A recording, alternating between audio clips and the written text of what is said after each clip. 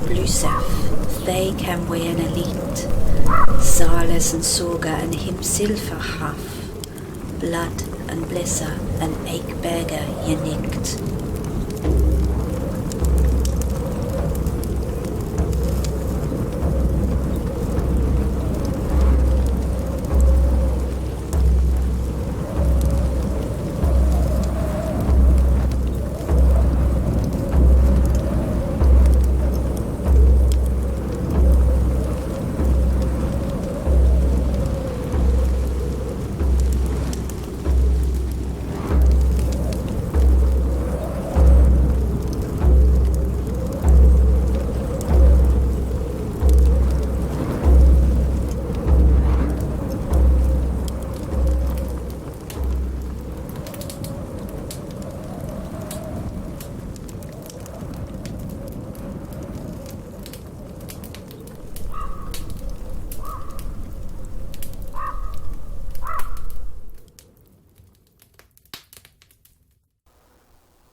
Wēsaþ hale und bēoþ wilcuman, and welcome back to part 3 of this Wyrdwayz episode about the Anglo-Saxon rune Wen.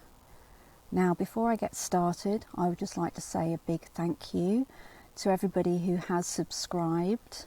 If you're new to this channel, please subscribe and hit the like button. It's really very much appreciated. I am a small channel and I'm trying to grow because, you see, I am on a one-woman mission to prove that the heathen Anglo-Saxons were every bit as awesome and interesting and spiritual as their Norse cousins, the Vikings, who do tend to get all of the focus and the attention. But hey, the Anglo-Saxons, their culture is so rich and interesting, and I'm here to try and show that to you and to try to bring a little bit of it alive for you. So please do subscribe, it's really very much appreciated.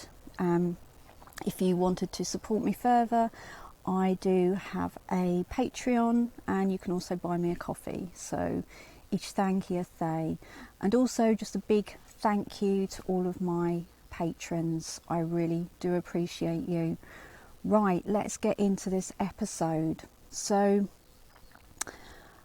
in part 1, I looked at family connections in the Anglo-Saxon world, and we kind of established that in order to have some kind of joy, because we are talking about the rune of joy today, you would have had connections with community, with kith and kin.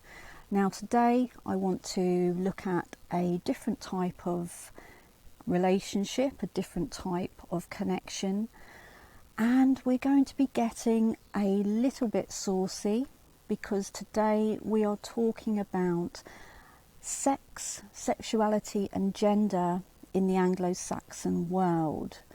Now, why did I want to talk to you about this? Is it just a ploy to boost my ratings? No, not entirely. Basically, there is a word, a verb, a strong verb, which is featured in the rune poem, and that strong verb is wilcuman. I have mentioned it before. Now, wilcuman, like many Old English words, has multiple meanings. So I'm just going to read to you what those meanings are. To use, make use of, to pass, spend, enjoy, have enjoyment of, to eat, bear and discharge. So quite a diverse range of meanings there, and I believe that this word can be used in a sexual way.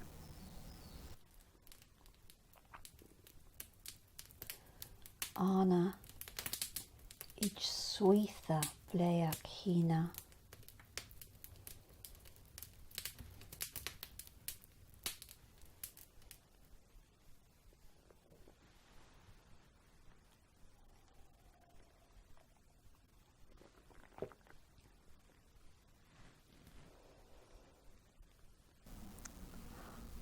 I was also prompted to talk about this subject, well, there is actually some really, really good material that we can draw upon, which is interesting, and which does show a different side to the Anglo-Saxons, a side which is quite interesting. It shows a different aspect of them, and I thought that would be interesting to bring to you.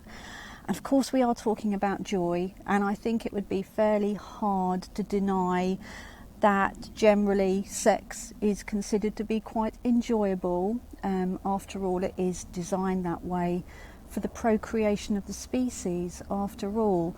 But I noticed something in a Stephen Pollington book where he mentioned that there might be connections between this rune and the Anglo-Saxon version of the Vanir.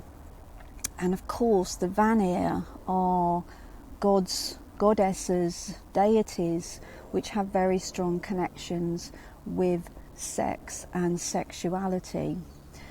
So here we are then. So what I want to do in this episode is to have a look in various Anglo-Saxon sources and see what we can find out about this aspect of the Anglo-Saxon life.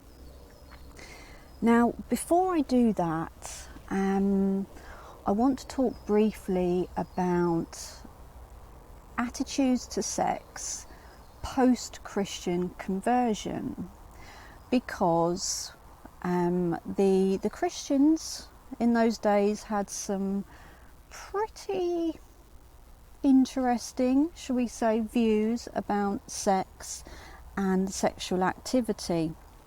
So I do actually believe that this legacy of labelling sex as very, very sinful had a very long-lasting legacy in our society. As an example, apparently in the 1990s I was living in sin, so I do believe that the attitudes of the Christians towards sex had a legacy which spanned right into the 20th century. Okay, so the Christians, post-conversion obviously, told their congregation that sex was sinful. There was only one reason why sex was acceptable, and that was between a married couple, basically for the purposes of procreation. So if you weren't trying to have a baby, then you really shouldn't be doing it. Don't do it at the weekend. Try not to get completely naked, and whatever you do, do not have too much fun, because that was a surefire way of an eternity burning in hell. Lust was definitely out. There was no lust for the Christians. So yes, it should really be viewed as a purely mechanical process designed for the sole purpose of baby making. So this was what happened when Christianity took a firm hold, which probably wasn't allowed either. But I like to think that maybe before this attitude began to prevail, that the heathen Anglo-Saxons probably, hopefully, had a bit more of a relaxed attitude towards what is, let's face it, a perfectly natural bodily function. But if we look back at Tacitus, we can see that for women, at least, things were fairly austere amongst the Germanic tribes on the continent. So, you know, I like to read Tacitus for you. So we're just going to have a little bit now. By such means is the virtue of their women protected, and they live uncorrupted by the temptations of public shows or the excitement of banquets. Clandestine love letters are unknown to men and women alike. Adultery is extremely rare, considering the size of the population. A guilty wife is summarily punished by her husband. He cuts off her hair, strips her naked, and in the presence of kinsmen turns her out of his house and flogs her all through the village.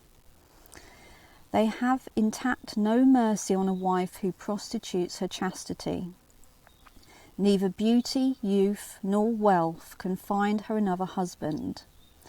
No one in Germany finds vice amusing or calls it up to date. To seduce and be seduced. Even better is the practice of those states in which only virgins may marry, so that a woman who has once been a bride has finished with all such hopes and aspirations. She takes one husband just as she has one body and one life. Her thoughts must not stray beyond him, or her desires survive him. And even that husband she must love not for himself, but as an embodiment of the married state. To restrict the number of children, or to kill any of those born after the heir, is considered wicked. Good morality is more effective in Germany than good laws are elsewhere. Now that is what Tacitus told us, but don't forget, Tacitus was trying to show the Germanic tribes as being very, very wholesome, and he I think it was a bit of a backlash against the kind of things that went on in Rome, and he did kind of emphasize that the more wholesome aspects of the Germanic tribe. So we obviously have to view that through his lens, but still I'm glad I wasn't a woman back then. It doesn't sound that much fun for women. Goodness knows about what happened to the men, but there you go. So we've looked at the pre-migration tribes on the continent. Now let's look at some Anglo-Saxon sources to see what we can find. Now, post-conversion burial sites offer us very, very little information. The Christian faith didn't have much store for worldly possessions, so bodies tended to be buried with very little other than perhaps something to denote their adherence to a Christian faith. But post-conversion, we find a wealth of grave goods which were buried with bodies. Now these grave goods, they can tell us an awful lot about the people that were buried. Now there tend to be classic grave goods for men and classic grave goods for women. So the men, they tend to be buried with weapons, armour maybe, shields, although most of them are rotted away, but remnants of we find. So these are all, you know, manly objects, weapons and armour and that kind of thing. And then the women, they tend to be buried with jewellery. You know, I love my bling. So you find jewellery, you might find items connected with the household.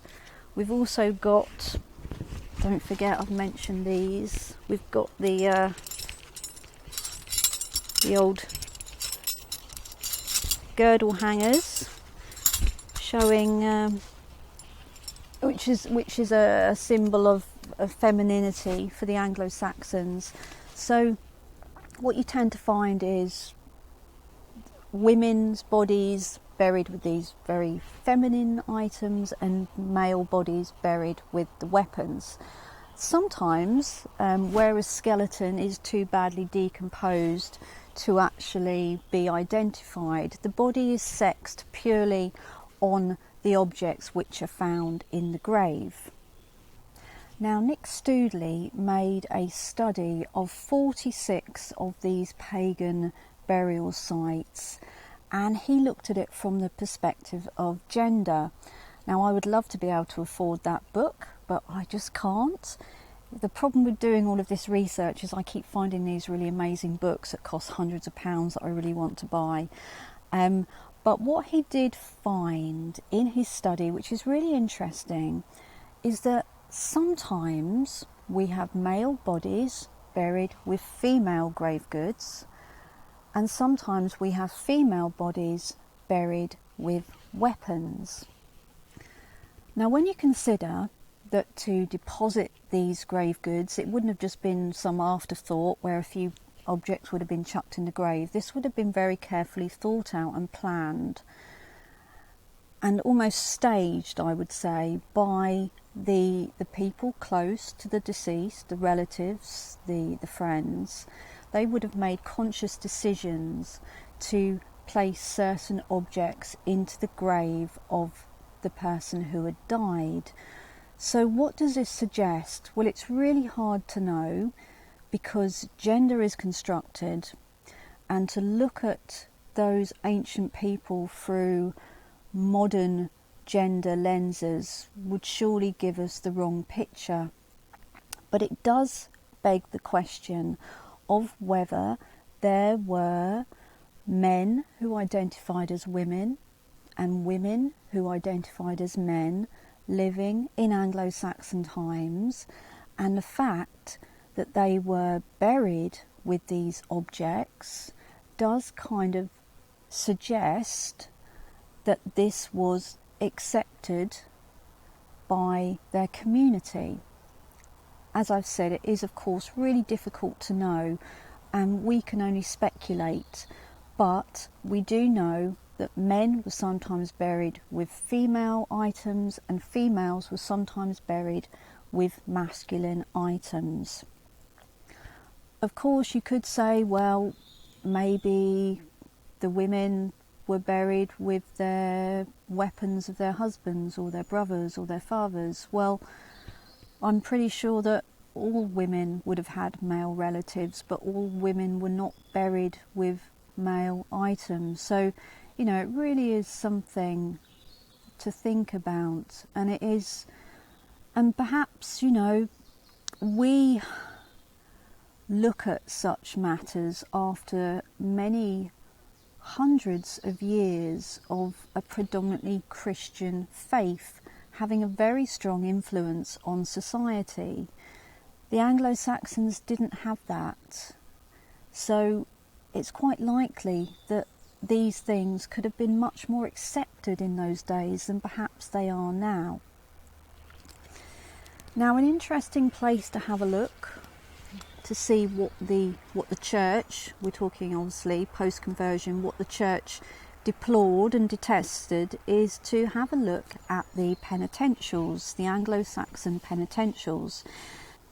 Now, interestingly, there's an awful lot in these Penitentials about the punishments for adultery, for fornication, punishments for misdemeanours between heterosexual people and between married couples. Indeed, for the Christians, it seems that fornication was a really big sin, and most of the punishments for doing such a thing resulted in having to fast for many years, which doesn't sound very pleasant, does it? Here's a few examples. Whichever man forsakes his wife and joins himself in fornication, he is to fast a hard fast 7 years or 15 more lightly. No thank you, that sounds awful. If any man's wife commit fornication, the man may leave her and take another, if that was his first wife. If it was his second or third wife, he may not then take another wife. If that woman wishes to do penance for her wicked deed, after 5 years she may take another man. So whatever you did in Christian Anglo-Saxon times, don't get caught for fornication. Here's another. Whoever it is who does many evil deeds, in murder and fornication, they're being categorised together now, are they? With beasts and with women, my goodness, let him go into the monastery and fast forever until the end of his days, if he has done very many evil things. So, yeah, you definitely didn't want to get caught fornicating with beasts.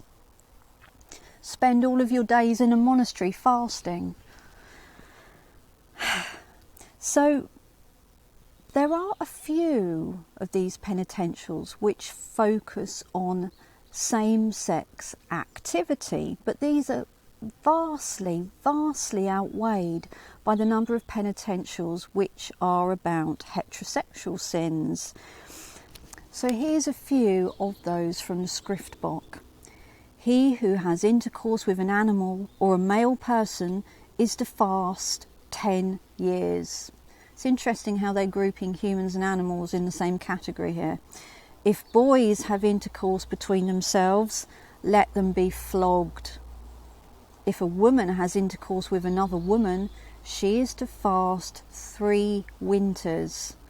Now, interestingly, there's absolutely nothing in Anglo-Saxon secular law about same-sex activity. Now, we must assume it happened. Of course it happened, but we can only assume that from the Anglo-Saxons' perspective, such activity was not as damaging to society as was fornication and adultery, and therefore it was never mentioned, even though there are laws, contemporary laws from other places that do have penalties for such activities. The Anglo-Saxons didn't have any. Now we get to some really interesting material.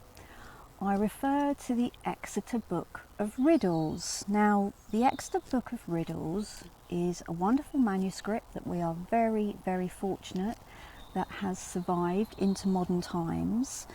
It was thought to have been written, copied by one scribe in the last quarter of the 10th century. Now, it was bequeathed to the cathedral library by Leofric, who was the first bishop of Exeter, and he died in 1072. Now, it is absolutely amazing that this work has survived into the present day, and without a doubt, without it, our understanding and our knowledge of the Old English language would be much poorer. Now, we know that the Anglo-Saxons were extremely fond of double entendres, and I have spoken about that several times before. Now, there are a number of riddles contained within this manuscript which are considered by some scholars as being obscene. Whether or not they are obscene is down to the individual's perspective. They're certainly rather saucy.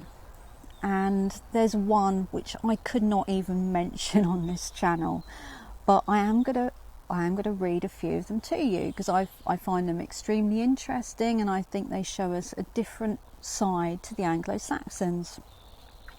Now, some scholars who published these riddles in the 19th and early 20th century, they actually made a concerted effort not to issue anyone with the translation of these so-called obscene riddles. They were obviously seen as too filthy and smutty, so they basically said they were too difficult to translate. Actually, they just didn't want people to realise how filthy the Anglo-Saxons could be. You know, one of them condemned them as smut and labelled them as coarse. So various scholars have studied these obscene poems in depth, and there is good evidence that they not only show us the erotic but also quite possibly the homoerotic. Now, we don't have time to look at them all. There are a fair few of them actually, but we are going to have a look at some of them. Now, the first one we're going to start with is Riddle 25. And I actually have that one on my bracelet thing in runes. Don't ask me why, I don't know. So let's start with Riddle 25, which I've got on my arm. I won't read it to you in Old English, we'll go straight to the modern English on this one. I am a wondrous creature, a joy to women, a help to neighbours. I harm none of the city dwellers except for my killer. My base is steep and high. I stand in a bed, shaggy somewhere beneath. Sometimes ventures the very beautiful daughter of a churl, a maid proud in mind, so that she grabs hold of me, rubs me to redness, ravages my head, forces me into a fastness. Immediately she feels my meeting, the one who confines me, the curly-locked woman, wet will be that eye. Now, the accepted answer to this riddle is in fact onion. Although I think you must admit it could quite easily be interpreted as phallus, which is why we're talking about it in this episode. Now, what's interesting here is how the woman in this riddle, the very beautiful daughter of a churl, how she is shown as being very assertive. She's portrayed as being sexually dominant. Basically, she knows what she wants and she takes it. This maid is described as having wunden lock hair. Now, there is some debate as to whether this means braided hair or curly hair. Now, being a curly girl myself, I'm firmly in camp curly on this one. And I'm sure somewhere in my memory, stored up from somewhere, there is some kind of association between paganism and curly hair. Certainly there are depictions from the continent of Germanic women with their hair curled. And there may actually be a connection between Frisians and this kind of hair. I hope so, because I am descended from Frisians. Anyway, I digress. I'll stop talking about my crazy hair. Let's move on to another naughty riddle, shall we? This is riddle 44. Ratlich hongaf bewelus theo flean under shiata forlan is thulal bif stiff on herd. Steda hafad godna thona se esna his eien hleil offer kneo hefef willa that kufa hole. Mid his hangeland hiefter gletan that he effen lang air oft ye filda. Now that was the Old English. Let's hear it in modern English now, shall we? A wondrous thing hangs by a man's thigh, under its lord's clothing. In front there is a hole. It stands stiff and hard. It has a good home. When the servant raises his own garment up over his knee, he wants to greet with his dangling head that well-known hole, of equal length, which he has often filled before. I don't need to say very much about that one, do I? Apparently it's a key. Yeah, right. Anyway, do you see a theme here? Because there is one. Let's look at another this time. This riddle comes directly after the last one. This is riddle 45. Ichon winkler le freien weaxen nafwat. Thinden on thunian thechena hebben on that ban liesa. Blud glapoda. Huilewonk hondem chleil theata. Flindender thing theodnes daughter. I heard that something was growing in the corner, swelling and sticking up, raising its roof. A proud bride grasped that boneless thing with her hands, a lord's daughter, covered with a garment, that bulging thing. Again, the double entendre is very strong here. Again, we could think phallus. You'd be quite forgiven for doing so. A boneless thing being grasped by a proud bride. It would actually also be quite feasible to think here of a pregnancy with this poem, because, you know, pregnant women do, after all, they are known to kind of hold their bellies in their hands and have them covered by garments. And of course, we all know the well-known phrase, bun in the oven. The word hale, if I've said that right, it's a bit of a mouthful, that one, has been used in this poem. and it is a word that's known in Old English texts to have sexual connections. Anyway, the real answer, the accepted answer for this one is doe. But isn't that the great thing about riddles? You can interpret them as you want. Now, I definitely think we need to slip riddle 62 in here.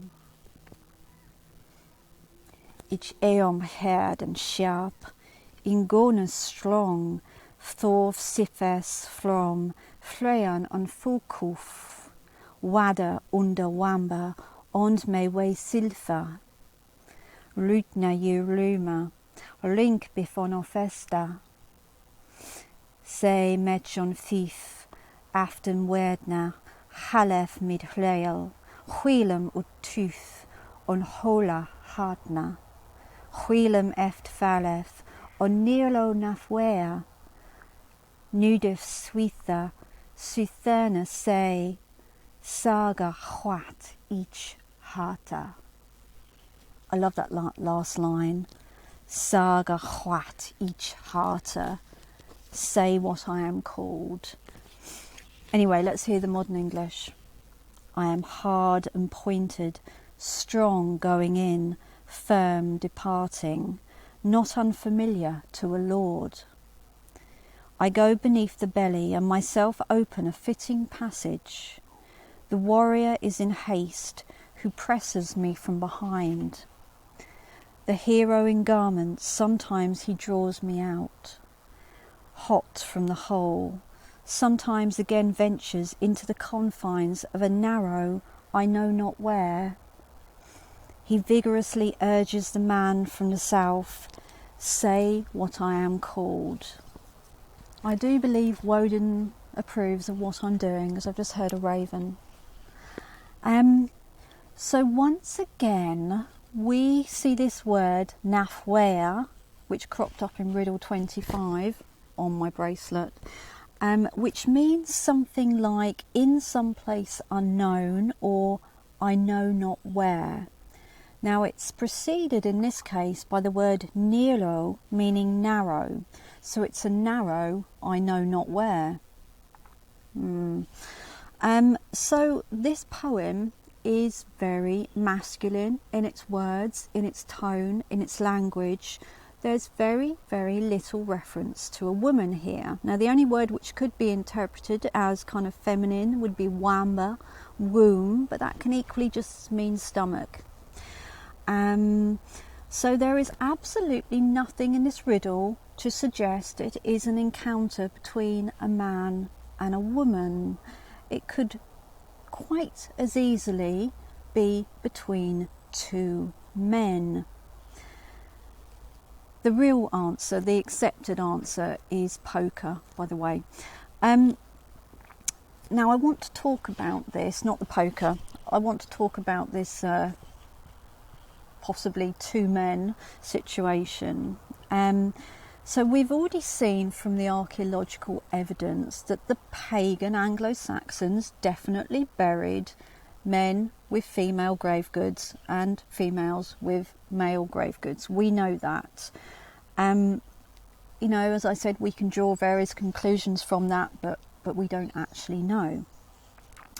Now, if we go back to evidence which dates from the time of the Roman Empire and the Germanic tribes on the continent, now these are the ancestors of the Anglo-Saxons, there is evidence of there being a society where pederasty was practiced, and it was an accepted social norm within Germanic societies. Now, how accurate this is, we don't know. There is a chance that this information could merely have been copied over from the Celts, who definitely did this, and applied to the Germanic tribes. But there is definitely evidence to show that there was an Indo-European tradition of cross-generational same-sex practices which were basically designed to make the younger men subservient and to clearly define the power difference between the older, more dominant men and the younger, submissive men. One cannot assume that this was institutionalised across all Germanic tribes. It's very likely it wasn't, but it is likely that it was a feature of some of them. Now, if you are familiar with Norse culture, which you may be familiar with the noun ergi, or its adjective form aga. Now, these are both insulting terms which express unmanliness and are used with regards to the recipient in a same-sex male partnership. Now, what this does show is that passivity in a same-sex relationship was very much stigmatised within the Norse culture, whereas it was not stigmatised to be the dominant member of a same-sex male relationship. I'm trying to use my words very carefully here. Now, it would appear, interestingly, that this also was the case in Anglo-Saxon society. And we can find over 100 occurrences in Anglo-Saxon texts of the word iag, which is cognate with that Norse term that I mentioned, the ergi. Now, if we do a quick check in the old Bosworth Toller, it tells us that this word again has multiple meanings: inert, weak, timid, cowardly, also evil, wretched and vile. I wonder if that second meaning was kind of transcribed later in Christian times. But there are several instances within Old English where the word is used in the context of unmanliness, as its cognate Old Norse word is also used. Now, interestingly, we can also find a word in Old English which may very well be used for an unmanly man, an effeminate man who is sexually passive in a same-sex male relationship. Now, that word is badling, and it's kind of in sharp contrast to a very manly man, who is a man with a weapon, catch my drift, and referred to as a wapned man, i.e. the active member of a relationship, whatever kind of relationship that may be.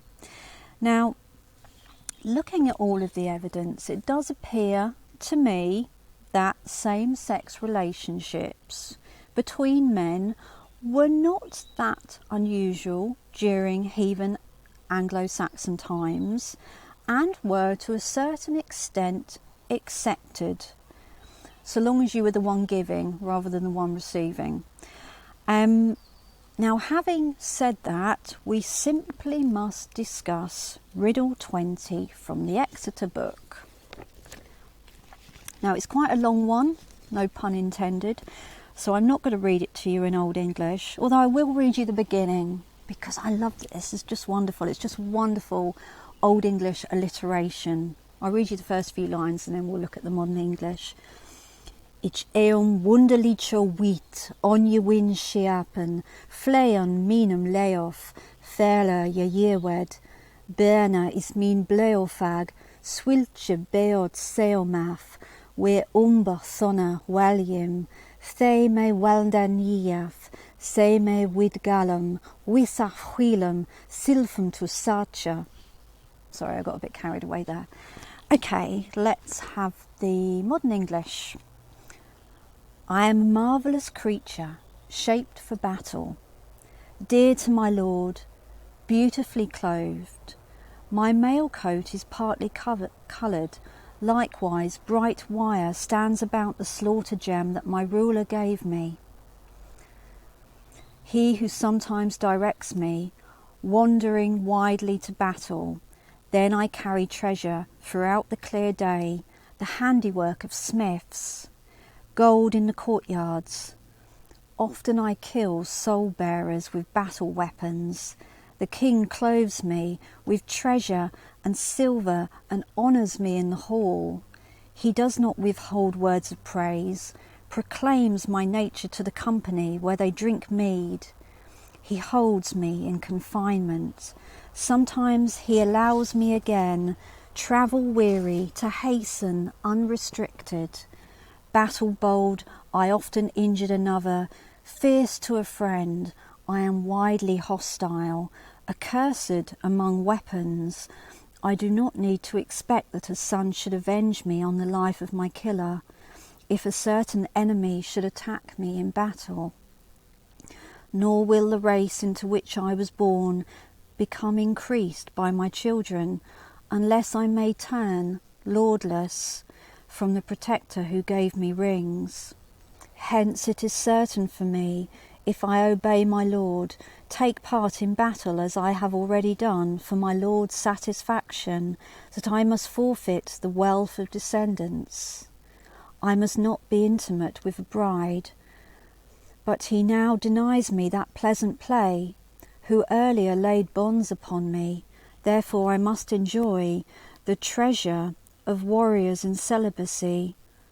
Often I, foolish in wires, infuriate a woman, frustrate her wish. She speaks terribly to me, strikes me with her hands, reviles me with words, cries unkindness. I do not care for that conflict. Now this is indeed a very interesting and very curious riddle. Various solutions have been proposed for this over the years. Now the most widely accepted seems to be sword, but although this fits very well with the beginning of the riddle, it is rather problematic for the end lines of this riddle.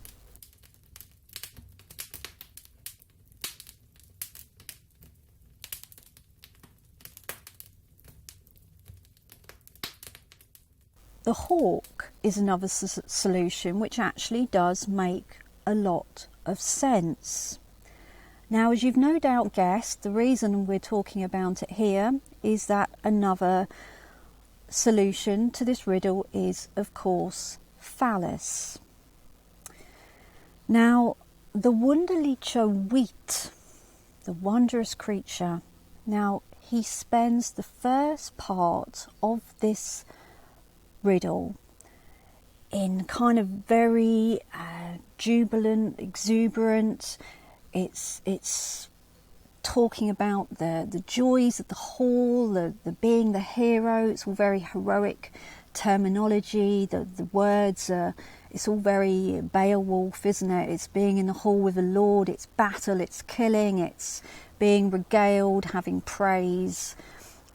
And then the tone changes towards, after, sort of once we get to line sort of 16, the tone changes quite dramatically and it slips into a much more melancholy, elegiac kind of, it becomes elegy, that Anglo-Saxon elegy, the lamenting, the feeling sorry for yourself kind of tone.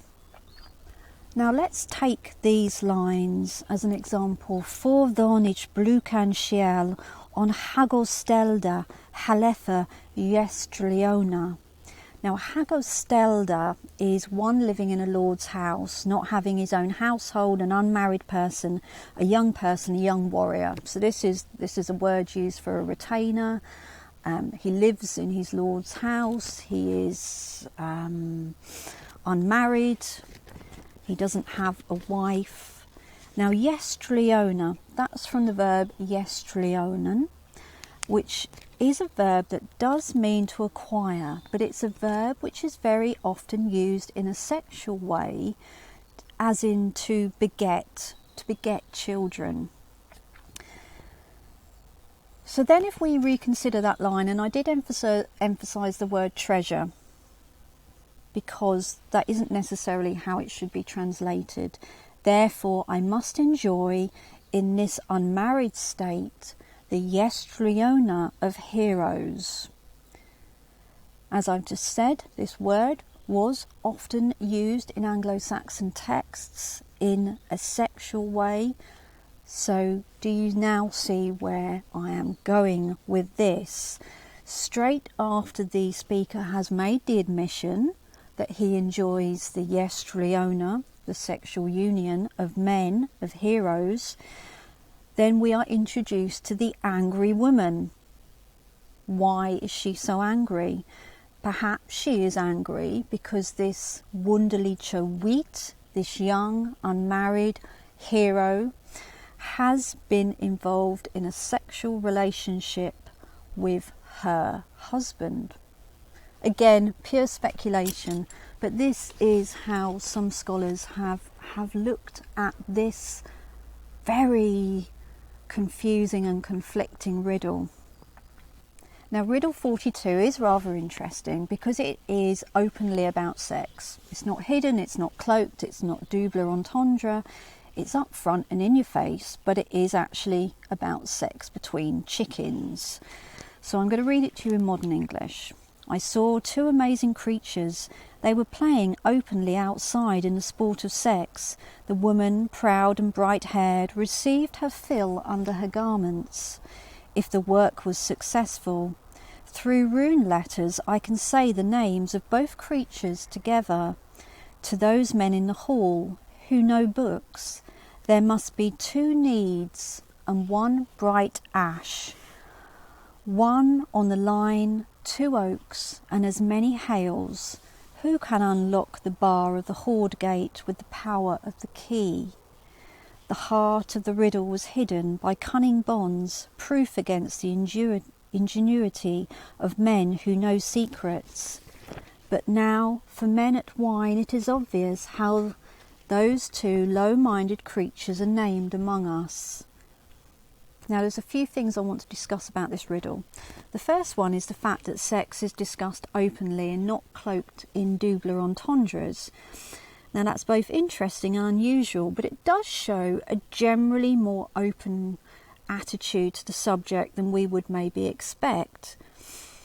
I'm thinking that the Anglo-Saxons were probably just a lot more accepting and much more matter-of-fact and down-to-earth about this than perhaps we would think they are. As I've said, they're not coming at it after hundreds of years of Christians telling us that sex is wrong and sinful. And of course, think about the way that Anglo-Saxons lived, cramped up in tiny houses, lots of people under the same roof. It's quite likely that this would have been a much more public affair than it is nowadays. It's also interesting that sex is here referred to as work. Is that perhaps how they viewed it? As just another chore to get out of the way?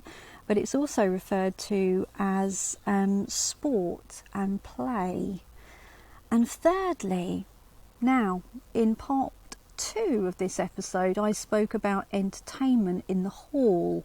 Now here we see runes being used as entertainment within the hall, a riddle being used as part of that hall entertainment. So is this what happened? Well, it seems quite likely given the contents of this riddle. If we take the runes that are mentioned and we put them in the right order, what we get is hana and han, cock and hen. So could these runes have been used as early medieval entertainment? I think they quite possibly could have been. Now I would like to end this part of the episode with riddle 63. It's really unfortunate that part of the manuscript that this riddle is written on has been destroyed by what looks like a burn from a poker. Let's hope it wasn't the poker man from the previous riddle. But I like this one because it does feel unlike the others. It does feel slightly more tender and consensual and would appear to be written from the perspective perspective of a woman. Now, it sounds to me like the woman is a high-class lady who has an intimate encounter with quite possibly a lower-ranking man, maybe a servant, in a private chamber. Or, of course, it could just be a glass beaker, which is the accepted answer to this riddle. Now, I'll read you what's left of it. Unfortunately, there are chunks missing, but you can kind of get a feel for it. Of dich seia, sela drema shiel, Fairla of Theon, thonna ich fulf borlan, glad mid golda, fairla guman dlinkaf, Huilam mech on kofan, cusid mutha, tillich esna, fairla wit to bēoþ, faf me on folm, something something, gloom thief, werketh his wheeler, missing, fullera, thonna ich thorf kuma. Then we have quite a big chunk missing. Sorry, this is terrible. Neme ich the mithan. And then we've got quite a lot missing. Anon liota. Swilche ich bith sona. Yetach naf. Hwat me tu. Something, leas link, tha unk, yele was. Anyway, it is unfortunately that there is so much missing, but we must be grateful that we have some of it left to us. And I shall read it to you in modern English. Often I must prosper fairly among the whole joy of men, when I am carried forth shining with gold where men drink. Sometimes a capable servant kisses me on the mouth, in a chamber where we two are, my bosom in his hand, presses me with fingers, works his will, something full when I come forth. Nor can I conceal that in the light. So too is it immediately something indicated what from me something less warrior when it was pleasant for us too. Well, we can get a little feel of that riddle, but I do like what's left of it. So we will finish there. I do hope that you have enjoyed this little look, although I do seem to have rambled on for quite a while, this little look at Anglo-Saxon sexuality and gender.